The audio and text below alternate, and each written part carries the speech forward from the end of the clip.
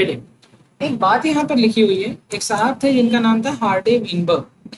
Hardy Weinberg ने ये कहा था कि किसी भी पॉपुलेशन में, क्या, किसी भी पॉपुलेशन में जो एलेलिक फ्रीक्वेंसी होती है, कौन सी फ्रीक्वेंसी, एलेलिक फ्रीक्वेंसी होती है, वो कांस्टेंट होती है। क्या होती है, कांस्टेंट होती है। उसके पीछे का क्या उन्होंने तर्क दिया था, और हम उसके बारे में बात करते हैं। अब बात आती है कि सबसे पहले हम पढ़ने जा रहे हैं कि सम ऑफ द मैकेनिज्म से, और अगर हार्डी ग्रीनबर्ग इक्विलिब्रियम डेविएट होता है तो इवोल्यूशन होता है। क्या होता है, इवोल्यूशन। या अगर जेनेटिक चेंजेस होंगे तो नया, अगर नया जीन आएगा या नया जीन बाहर जाएगा, दोनों ही सिचुएशन में क्या होगा, इवोल्यूशन। अब बात करते हैं कैसे।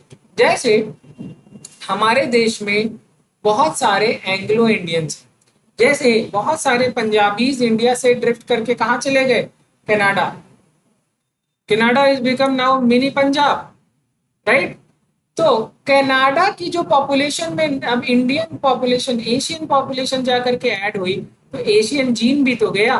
तो वहां के जो उनकी शादियां होंगी तो वो कैनेडियन से होगी, और जब वहां के बच्चे होंगे तो उनके जो बच्चे होंगे वो कैसे होंगे, तो आधे कैनेडियन होंगे आधे इंडियन। मतलब उनके जीन में चेंजेस आ गए कि नहीं आ गए। क्या वो बच्चे उतने ही गोरे होंगे जितने कैनेडियंस होते हैं, या इंडियन और कैनेडियन के बीच का कुछ होगा। बात समझ में आ गई। इसको क्या कहा, जीन ड्रिफ्ट। क्या हो गया, जीन ड्रिफ्ट। चलो अब यहीं पर हम सिखाने जा रहे हैं, कह रहे हैं कि जेनेटिक, अगर हार्डे विनबर्ग इक्विलिब्रियम चेंज होगा तो सबसे पहले क्या चेंज होगा, तो कह रहे हैं कि सर नई स्पेसीज बनेंगी, तो नया, तो हमको क्या देखने को मिलेगा, इवोल्यूशन। ठीक है, चल।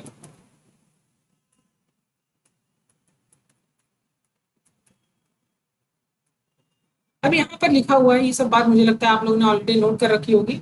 हार्डी वीनबर्ग इक्विलिब्रियम के लिए कुछ बेसिक कंडीशन है। सबसे पहली बात तो हार्डी वीनबर्ग प्रिंसिपल या हार्डी वीनबर्ग इक्विलिब्रियम हम हमेशा लार्ज पॉपुलेशन के लिए करते हैं। किसके लिए करते हैं, लार्ज पॉपुलेशन के लिए। अब बात आती है दूसरी बात, जो मैटिंग होती है वो रैंडम होती है। जैसे अगर तुम यूपी में ही देखो, अगर तुम यूपी में ही देखो तो यहाँ पर रैंडम मैटिंग नहीं होती।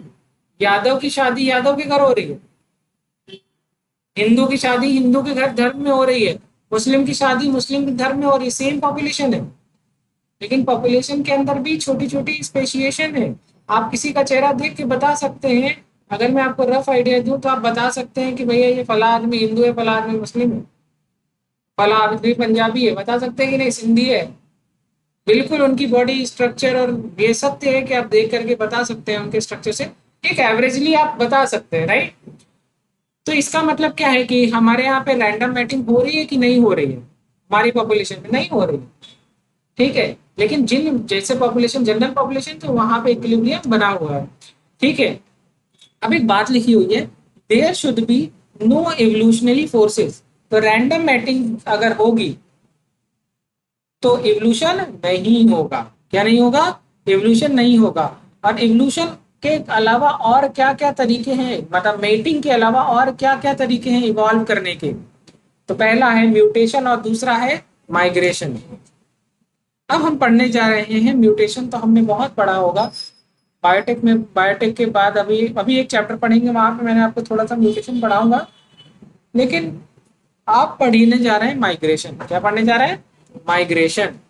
किस तरीके से हम रैंडम मैटिंग को डिस्टर्ब करके क्या कर रहे हैं, Hardy Weinberg principal, Hardy Weinberg equilibrium को डिस्टर्ब कर रहे हैं। चलो, तो ये एक बात लिखी है, there should be no differential reproductive success among the organism of population. ठीक है, चलो।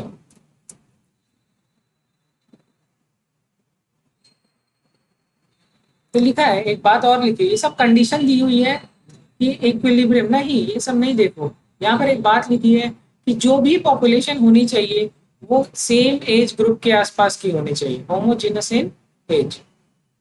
बात समझ में आ गई। चलिए, अब बात आती है, हेडिंग डालिए significance of Hardy Weinberg equilibrium.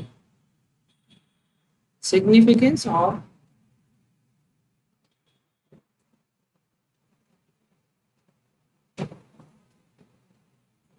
लिखो लिखो, एनी डेविएशन फ्रॉम, अच्छा पीछे जो मैंने कुछ कंडीशंस बताई थी वो कंडीशन अगर चेंज होगी, एनी डेविएशन फ्रॉम वन और more of these conditions will disturb equilibrium by changing allelic frequency or genotypic frequency.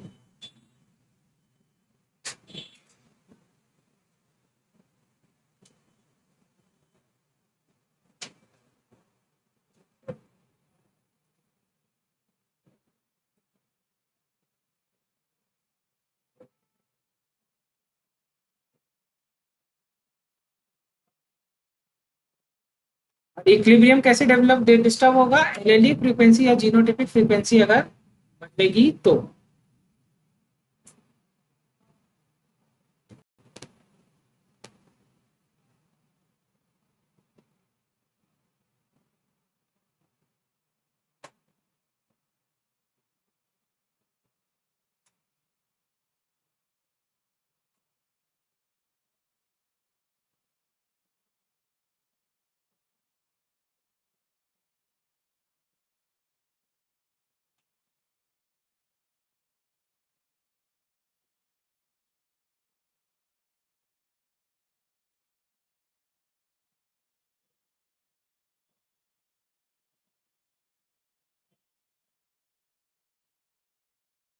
हो गया, आगे बढ़ जाओ।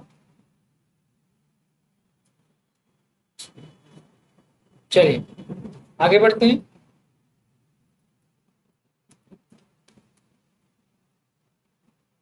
अब देखिए यहां पर बहुत अच्छा एग्जाम्पल है, ये वाला एग्जाम्पल सिखाता हूँ आप लोगों को, देखना मजा आ जाएगी। एक एलील है कैपिटल ए, और अगर कैपिटल ए और कैपिटल ए आता है तो जो जो तुम्हारा मॉथ है उसका कलर कैसा होता है, ब्राउन, कैसा होता है। और अगर स्मॉल ए और स्मॉल ए आता है तो ये जो मॉथ का कलर है ये कैसा होता है, वाइट या ग्रे। मेरी बात को समझिएगा, यहां पर कैपिटल ए को डिनोट किया है पी से और स्मॉल ए को डिनोट किया है क्यू से। Now P plus Q is equal two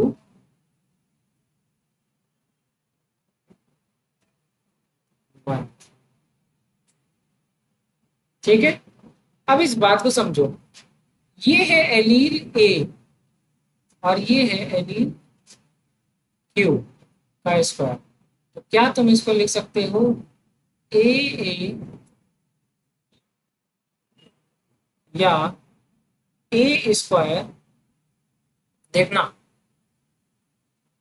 plus B B या बी स्क्वायर प्लस 2ab या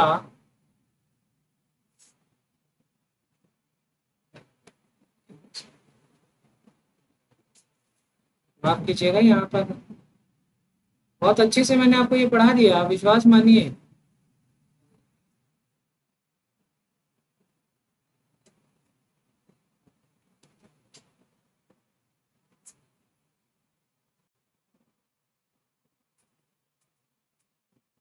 ठीक है, और क्या लिख सकते हैं, 2a, बात समझ में आ गई। चलो, अब जो तुम्हारा एलील ए है, एलील ए है वो है अकॉर्डिंग टू क्वेश्चन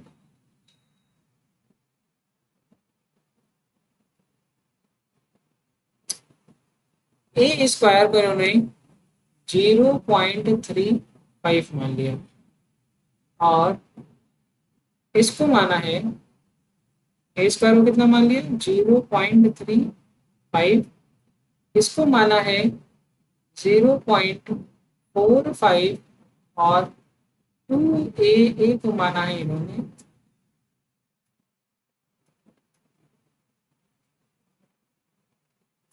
0.20। चलो देखते हैं।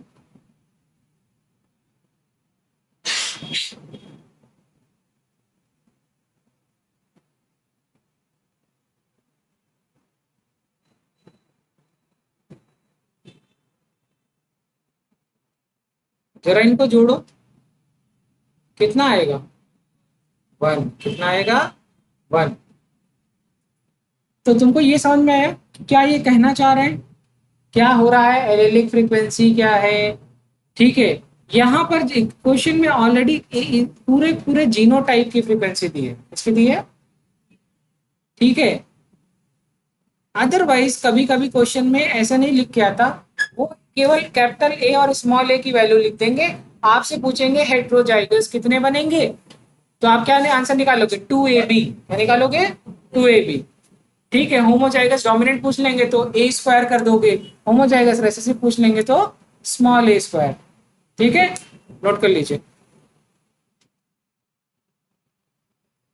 देखो मैंने यहाँ पे 2AA को जो है लिखा है 0.20। एग्जाम में क्वेश्चन आ जाता कि अगर कैपिटल ए स्मॉल ए कितना है तो आंसर आता 0.10, है ना।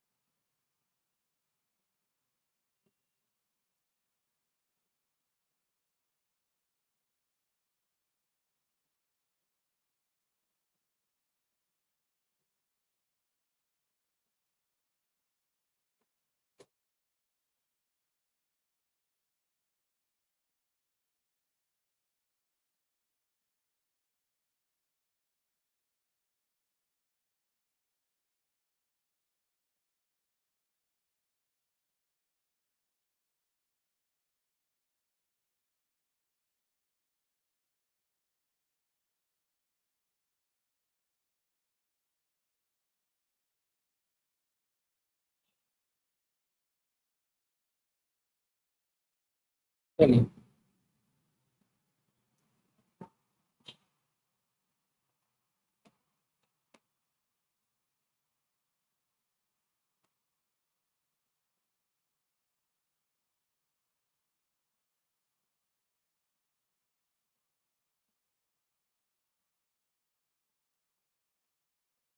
अब बात आती है बहुत इंपॉर्टेंट, हेडिंग डालिए एवोल्यूशनरी फोर्सेस।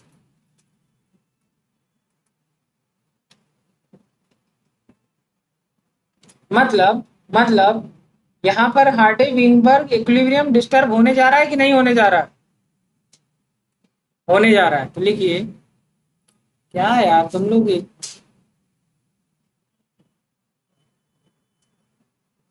यहाँ पर आपका क्या डिस्टर्ब हो गया? हार्डी विनबर्ग इक्विलिब्रियम क्या हो गया? डिस्टर्ब। तो चलो देखते हैं क्या क्या है एवोल्यूशनरी फोर्सेस। नोट करो, बहुत मजेदार। देखो evolutionary forces, natural selection, gene flow, genetic load और जीन ड्रिफ्ट।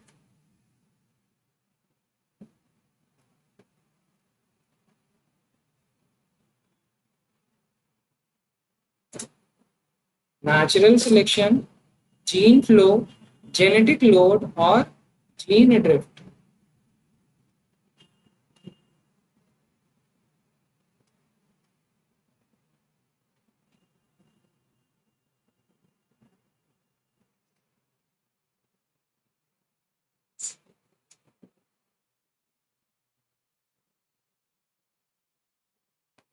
हो गया।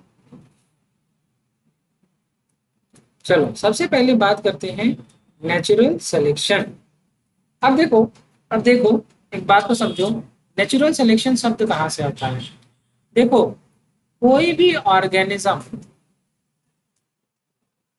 कोई भी ऑर्गेनिज्म डार्विन ऑर्गेनिज्म की फिटनेस की बात करेंगे। कोई भी ऑर्गेनिज्म अगर फिट है, और डार्विन हमेशा कौन सी फिटनेस की बात करते हैं थे? रिप्रोडक्टिव फिटनेस की। कोई भी ऑर्गेनिज्म अगर रिप्रोडक्टिव फिट है तो यहां से समझो, तो इसका मतलब क्या होगा? उसके ऑफस्प्रिंग ज्यादा होंगे। वो क्या होगा?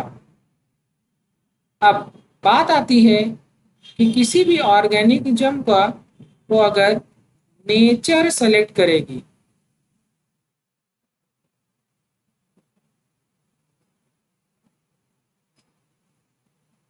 तो वो क्या करेगा? वो होगा रिप्रोडक्टिव फिट, और उसके ऑफस्प्रिंग ज्यादा हमको देखने को मिलेंगे। अब बात आती है कि किसी ऑर्गेनिज्म में दो चीजें होती हैं। एक होता है इन्वायरमेंट, और एक होता है इंटरनल जीन्स, या आप कह सकते हो एक होता है इन्वायरमेंट और एक होता है जीन। देखो, अगर इन्वायरमेंट क्या होता है तो कहेंगे सर इसको हम कंट्रोल नहीं कर सकते, ये कॉन्स्टेंटली क्या होता है? वेरी करता है, वेरिएबल होता है। और उस कॉन्स्टेंटली वेरिएबल इन्वायरमेंट में अगर कोई ऑर्गेनिज्म रिप्रोडक्टिव फिट है तो नेचर उसको सिलेक्ट करेगी, और नेचर जिसको सिलेक्ट करेगी उसके ऑफस्प्रिंग ज्यादा होंगे। बात समझ में आ गई? बात समझ में आ गई? अब डार्विन के पहले लेमार्क थे, और लेमार्क कहते थे, लेमार्क की थ्योरी थी कि जब भी इवोल्यूशन के पीछे का कारण ये था कि भैया रिक्वायरमेंट के हिसाब से इवॉल्व होते हैं, जबकि डार्विन ये कहते थे कि वेरिएशन हमेशा से ही किसी पॉपुलेशन में होती है। डार्विन क्या कहते थे? वेरिएशन ऑलरेडी किसी भी पॉपुलेशन में प्रेजेंट होती है। और लेमार्क क्या कहते थे? वेरिएशन क्या होती है? रिक्वायरमेंट के हिसाब से आती जाती है। अब जिराफ की बात करते थे, लेमार्क कह रहे थे नीचे की घास खत्म हो गई तो उचक उचक के घास खाना शुरू किए तो उनकी गर्दन लंबी हो गई। तुम ही उचक के खा लो, तुम्हारी गर्दन लंबी हो जाए। ऐसा हुआ क्या? ऐसा होता नहीं है। लेमार्क के हिसाब से पहलवान का बेटा पहलवान, ठीक है, डॉक्टर का बेटा डॉक्टर, इंजीनियर का बेटा इंजीनियर। तो कहने का मतलब ये लेमार्क की सोच थी, जबकि ऐसा नेपोटिज्म, हाँ, लेमार्क नेपो के टाइप के सोच रखते थे, जबकि ऐसा नहीं है। डार्विन क्या कहते हैं? नहीं, ऐसा नहीं है। किसी भी पॉपुलेशन में वेरिएशन ऑलरेडी एग्जिस्ट करती है। इसका मतलब जो उनका कहना था डार्विन का कि जिराफ कम हाइट वाले भी थे, जिराफ मीडियम हाइट वाले भी थे, जिराफ ज्यादा हाइट वाले भी थे। लेकिन जिस समय जिसके लिए नेचर सुटेबल था, जिस समय जमीन पर घास थी तो कम हाइट वाले की पॉपुलेशन ज्यादा बढ़ रही थी, क्योंकि गर्दन लंबी होने के कारण नीचे झुक करके घास खाना इज मुश्किल। तो उनके इतना वो जो है फिट नहीं थे, और जब वो फिट नहीं थे तो उनकी ऑफस्प्रिंग भी ज्यादा नहीं थे। लेकिन जब समय बदला, जब समय का पहिया चला, नीचे की घास चली गई, ऊपर की घास बच गई, तो वो नीचे की घास खाने वाले भूखे मर गए, और गर्दन लंबी वाला जो जिराफ था वो आराम से खाना पीना खा रहा था। आज हमको वही जिराफ देखने को मिलता है। दूसरा एग्जाम्पल है, जैसे आप लोगों को ने सुना होगा कि भैया डेंगू, आज से कुछ समय पहले मलेरिया बहुत कॉमन था, आज के टाइम पर डेंगू बहुत कॉमन है। आज के कुछ समय पहले मलेरिया बहुत कॉमन था, आज के समय में डेंगू बहुत कॉमन है। क्या कारण? पहले डेंगू नहीं होता था? डेंगू पहले भी होता था, डेंगू अभी भी होता है। अब मेरी बात को समझिए, इसके पीछे का कारण ये था कि पहले की जो इन्वायरमेंटल कंडीशन थी वो मलेरिया वाले मच्छर फीमेल एनाफिलीज के लिए फेवरेबल थे, लेकिन आज की कंडीशन एडीज मॉस्किटो के लिए फेवरेबल है। किसके लिए है? एडीज के लिए फेवरेबल है। तो उसी पॉपुलेशन में अब एडीज वाले फल फूल रहे हैं, ग्रो कर रहे हैं, और एनाफिलीज वाले कम हो रहे हैं। ठीक है, बात समझ में आ गई। तो डार्विन के हिसाब से मॉस्किटो एडीज भी पहले था, मॉस्किटो एनाफिलीज भी पहले था, लेकिन तब कंडीशन फेवरेबल थी एनाफिलीज के, आज कंडीशन फेवरेबल है एडीज के। तो हमको डेंगू और चिकनगुनिया जैसी बीमारियां देखने को मिलती हैं इन कंपैरिजन की मलेरिया, राइट। तो कहने का क्या मतलब है, अब बात आती है नेचर जिसको सिलेक्ट करेगी वही आगे बढ़ेगा। अब नेचुरल सिलेक्शन तीन तरीके का होता है, एक होता है स्टेबलाइजेशन जाइंग, एक होता है डायरेक्शनल और एक होता है डिसरप्टिव। तो लिखो नेचुरल सिलेक्शन और लिखो इस तरीके से, इस तरीके से लिखो स्टेबिलाईजिंग, इस तरीके से लिखो डिसरप्टिव, और तीसरा लिखो डायरेक्शनल। बात समझ में आ गई। चलो अब यहां पर देखो, यहां पर देखो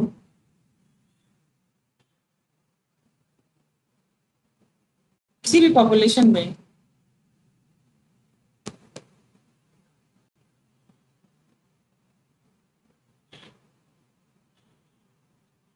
कई तरीके की पीक है। अब देखो क्या है स्टेबलाइजिंग। अब यहां पर देखो क्या लिखा है, जैसे जैसे समझो एक पॉपुलेशन, अगर इंडिया एशिया की पॉपुलेशन ले लो या वर्ल्ड वाइड पॉपुलेशन ले लो, तो पॉपुलेशन टॉल है, डॉर्फ है, इंटरमीडिएट है। कौन कौन सी हाइट है, टॉल हाइट के लोग हैं, ड्वार्फ हाइट के लोग हैं और इंटरमीडिएट हाइट के लोग हैं। अगर आप चाइना चले जाइए तो वहां के लोगों की हाइट ज्यादा की कम, कम, तो वहां के लोगों की हाइट कम, ठीक है। अगर आप इंडिया चले आइए, यहाँ के लोगों की हाइट कैसी है, इंटरमीडिएट, कैसी है, इंटरमीडिएट। अगर आप यही चले जाइए, मैंने सुना है लोग कहते हैं कि पाकिस्तान के लोगों की हाइट ज्यादा होती है, आई डोंट नो, बट चलो कहीं और चले जाते हैं, फॉरेन अमेरिका, अमेरिका कहाँ वो बड़ी सी जगह पे जाएंगे, ठीक है। तो फॉरेनर, फॉरेन वो गोरे गोरे से लोग जो विदेश से आते हैं, लंबी लंबी हाइट वाले, कहाँ के लोग, अफ्रीकन मान लेते हैं चलो, हाँ साउथ अफ्रीकन, वेस्ट इंडीज चले चलते हैं, वहां के लोगों की हाइट क्या है, एवरेज हाइट वहां के लोगों की क्या है, टॉल। तो किसी भी पॉपुलेशन में तीन तरीके की है, मतलब एक पीक होगा, दो पीक होंगे, तीन पीक होंगे, मुझे तो लगता है एक पीक होगा एवरेज का, एक पीक होगा वहां के डोमिनेंट जीन का और एक होगा रेसेसिव का। तो अब कई तरीके के कंडीशन हो सकती है। अगर कंडीशन ऐसी है कि कि ये है ओरिजिनल पॉपुलेशन, और ओरिजिनल पॉपुलेशन में जरा ये देखिए, स्टेबलाइजिंग का मतलब होता है इंटरमीडिएट, डायरेक्शनल का मतलब होता है किसी एक डायरेक्शनल में आइदर टॉल या ड्वार्फ, और डिसरप्टिव का होता है tall, dwarf, but not intermediate. मतलब किसी, ये तीनों ग्राफ बनाइए, बहुत इंपॉर्टेंट ग्राफ है, ये एवरेज है, ये मीन है, ये मीन वैल्यूज में नहीं है, या तो दो पीक देखने को मिलेंगे, मतलब किसी पॉपुलेशन में बहुत ही टॉल लोग हो या बहुत ही ड्वार्फ हो, लेकिन मीडियम हाइट के लोग ना हो। इसी तरीके से किसी पॉपुलेशन में दो कॉम्प्लेक्शन हो, या तो बहुत गोरे या तो बहुत काले। किसी पॉपुलेशन में कैसे हो, या तो सिर्फ काले हो या तो सिर्फ गोरे हो। क्या किसी पॉपुलेशन में हम आप जैसे एवरेज गोरे, एवरेज काले, मतलब वी आर एवरेज, ना हम गोरे हैं ना काले हैं, हम लोग डस्की कलर है। इंडियंस सबसे सुंदर कलर है भाई, इंडियंस का कलर सबसे सुंदर है, ना हम बेहतरीन गोरे हैं ना बेहतरीन काले हैं, हम एक अच्छा जो है कॉम्प्लेक्शन शो करते हैं वर्ल्ड वाइड में, ठीक है। इंडियंस का कलर अच्छा होता है, बहुत अच्छा कलर होता है, बट अंग्रेजों को हम काले दिखते हैं, वो नॉनसेंस है। हाँ, वो हम लोग को ब्लैक बोलते थे, ठीक है।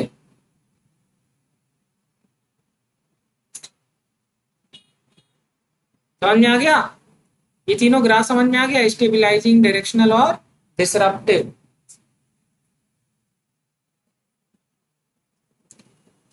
मीन से आगे मतलब किसी एक, या तो सिर्फ डॉर्फ या तो सिर्फ टॉल, तो क्या हो गया डायरेक्शनल, या तो डॉर्फ या तो टॉल, टॉल और डॉर्फ दोनों, लेकिन मीन नहीं, तो क्या हो गया डिसरप्टिव। और स्टेबलाइजिंग क्या मतलब, कि भैया कोई एक mean value, done.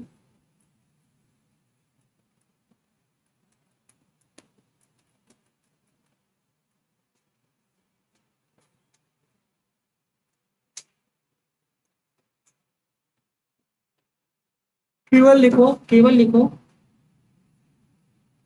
Average phenotype reserve. मैंने ऑलरेडी लिखवा रखा है, बट जिसको लिखना है वो लिख लो, कुछ नहीं लिखना है। स्टेबलाइजिंग का दूसरा नाम है सेंट्रीपिटल या नॉर्मलाइजिंग। तो स्टेबलाइजिंग ऑब्लिक, बोर्ड्स वालों को तो लिखने की भी जरूरत नहीं है, बोर्ड्स वाले तो ऐसे ही बस, क्योंकि उनके एग्जाम में सिर्फ स्टेबलाइजिंग शब्द का इस्तेमाल होगा। बाकी आप चाहो तो सेंट्रीपिटल या नॉर्मलाइजिंग लिख सकते हो। ठीक है,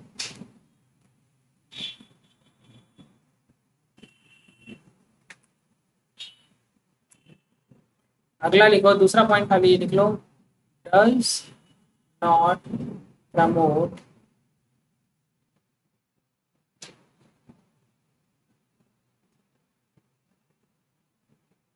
evolutionary changes।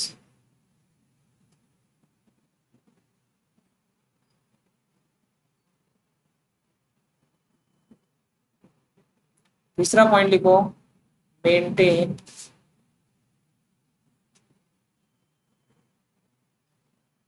phenotypic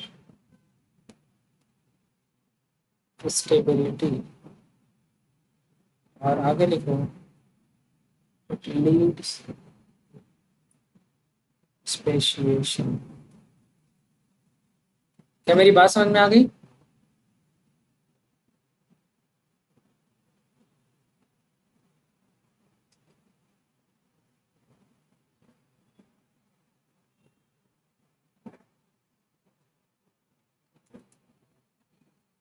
आगे बढ़ जाएं।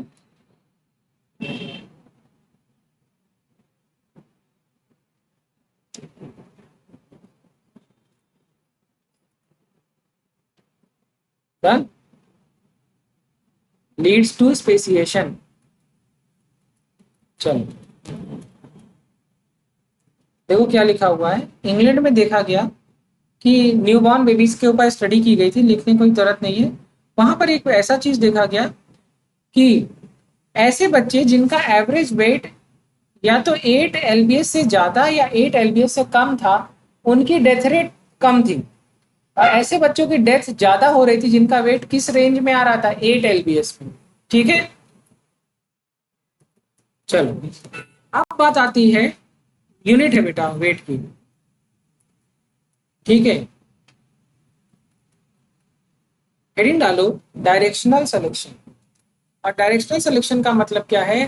नेचर ने लंबी गर्दन वाला जिराफ सिलेक्ट किया, मीडियम गर्दन वाला जिराफ सिलेक्ट किया, या कम गर्दन छोटी गर्दन वाला, लंबी गर्दन का, तभी तो आज हमें देखने को मिल रहा है। तो डायरेक्शनल का मतलब क्या है कि it works by constantly removing the individual from one end and constantly shifting to the average value of fitness towards other end of the phenotypic distribution।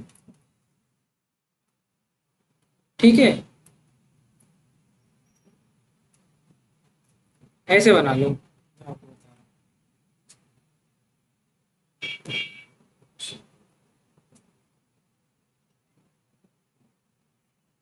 Small neck, medium height नेक और large नेक इसका giraffe का। तो जो graph shift होगा वो किस तरफ shift होगा? कहाँ शिफ्ट होगी? लार्ज नेक वाले पे। ऐसे बना लो। ये क्या हो गया? डायरेक्शनल। क्या हो गया? डायरेक्शनल।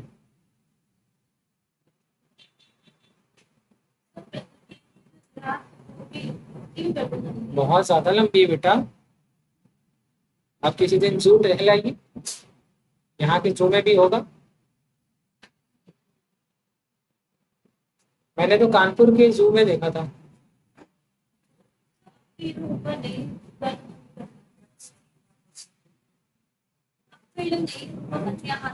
अब तो क्या आसमान पत्ती थोड़े पेड़ की पत्ती खाते? खाते होंगे। आगे बढ़ जाओ। हाँ दर्द होती है, तुमको हमको कहे थे शाम को पेन किलर मंगाया है।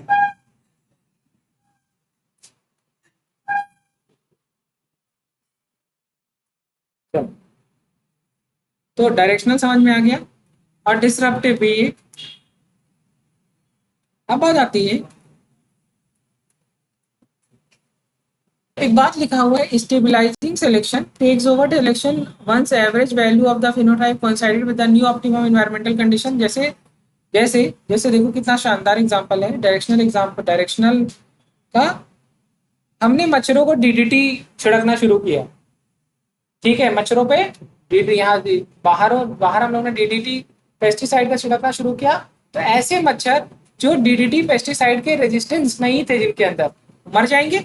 बचेगा सिर्फ कौन, जिसके अंदर डीडीटी पेस्टिसाइड का रेजिस्टेंस होगा। इसे कहते हैं डायरेक्शनल। अब बात आती है डिसरप्टिव, या इसी को कहते हैं सेंट्रीफ्यूगल, ठीक है। और इसमें क्या होता है, तो लिखो इन दिस प्रोसेस, चाहो तो ये सभी मत लिखो भाई, देखो organism of both extreme phenotype of selected, ठीक है, और एवरेज वाला एलिमिनेटेड, यही लिख लो पूरा पॉइंट, पूरा पॉइंट इंपॉर्टेंट है, नोट कर लो।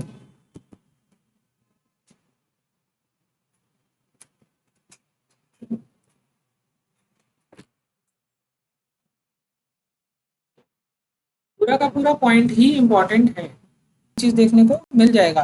देखिए एक बहुत अच्छी सी बात है कम्युनिटी लेवल पर, देखिए कि इफ टू सब पॉपुलेशन, हम लोग इंडियन पॉपुलेशन है, इंडियन पॉपुलेशन के अंदर भी दो सब कई सारी सब पॉपुलेशन है, सिख्स हैं, हिंदूज हैं, मुस्लिम्स हैं, ठीक है, क्रिश्चियंस है। देखो क्या ये बात सत्य नहीं है कि the sub population do not inter breed sexually isolated, they develop into new species. सत्य है कि नहीं है कि भैया मुस्लिम की शादी मुस्लिम में हो रही है, हिंदू वाली हिंदू में हो रही है? अरे 99% तो यही है ना। अब इसके अंदर भी सब पॉपुलेशन है, जाति वाला है, ब्राह्मण ब्राह्मण, सिंह सिंह, हिंदू मतलब ये यादव यादव, ठीक है, और जितने भी बाकी हैं जैसे सब लोग ही हैं जितने हैं, अब गिनते रहेंगे तो गिनते ही रहेंगे, ठीक है। तो सब ने, तो ये भी क्या है, रिप्रोडक्टिवली आइसोलेटेड है। तो ये बात समझ में आ गई मैं क्या कहना चाह रहा हूं? तो इसे कहते हैं। अब बात आती है एडाप्टिव रेडिएशन की, और ये देखो आपको ह्यूमन रिसोर्सेज में ही आपको हिंदूज में बहुत सारी चीजें देखने को मिलेंगी। जैसे हिंदू करिकुलम में आपने ये चीज सुना कि काम के हिसाब से लोगों को बांट दिया, सुना होगा, मुझे, मैं इस पे बहुत बड़ी बात नहीं कर रहा हूँ, बट एक चीज है एडाप्टिव रेडिएशन, ये देखो आपको देखने को मिलेगा। जैसे किसी एक जगह पर कई तरीके की जो है स्पैरोज हैं, कई तरीके की स्पैरोज हैं, वो स्पैरोज अपने फैमिली में शादी करें, दूसरे के शादी नहीं कर रही। हाँ, गैलापागोस आइलैंड के बारे में जस्ट अब पढ़ने जा रहे हैं, और बहुत मजेदार टॉपिक है, ठीक है। ये डार्विन फिंचेस, फेमस टॉपिक।